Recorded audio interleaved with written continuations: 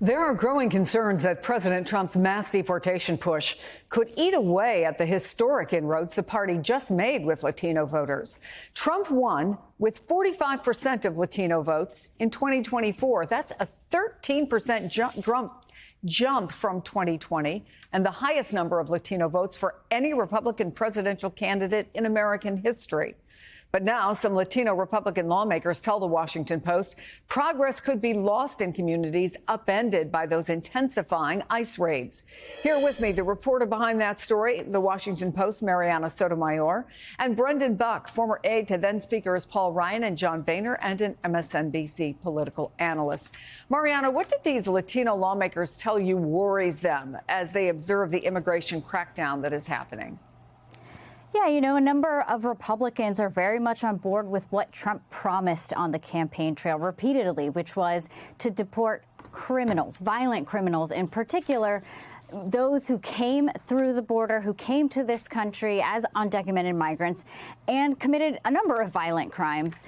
That is something that, you know, just to clarify, Republicans want to continue to do, want to see Trump and his administration actually prioritize. However, we have seen and have noticed a number of reports from across the country, doesn't matter if it's Democratic districts or Republican districts, that ICE has been rounding up a number of undocumented migrants or people who came into the country illegally under like the temporary protected status.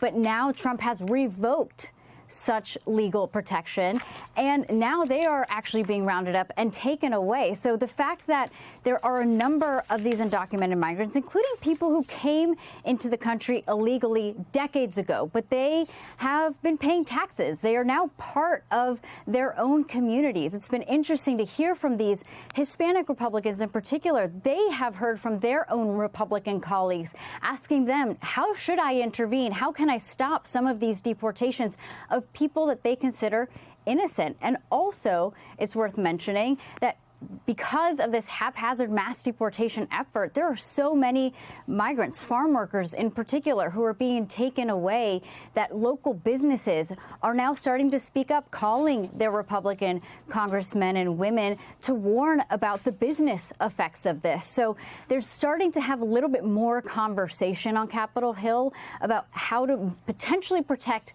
some of these undocumented migrants who, of course, broke the law in a certain way, but have continued to contribute to American society. How do you protect those people? The thing that everybody keeps telling me, though, is that as much as this is Trump's policy, they need the president to sign off on any legislation to be able to actually make any kind of immigration reform happen.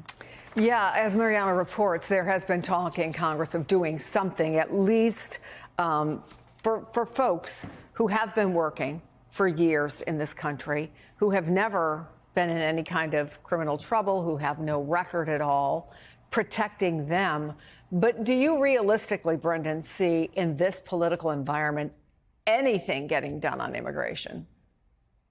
It's really hard to see that. I mean, there's a couple reasons why you might have optimism. One, the argument has always been we can't do immigration reform until the border is secure. Well, there's hardly anybody crossing the border these days, so this seems like the right environment for it. And second, Donald Trump is really probably the only person who could broker such a deal, who has enough credibility with the base to say, okay, what we're going to do here is a good deal. But everything is just so toxic right now. And clearly, the Trump administration is much more aggressive on immigration enforcement than even they had articulated during the campaign. So it's hard to imagine that there would be a lot of trust. This would have to be bipartisan, a lot of trust among Democrats to work with him on such a thing.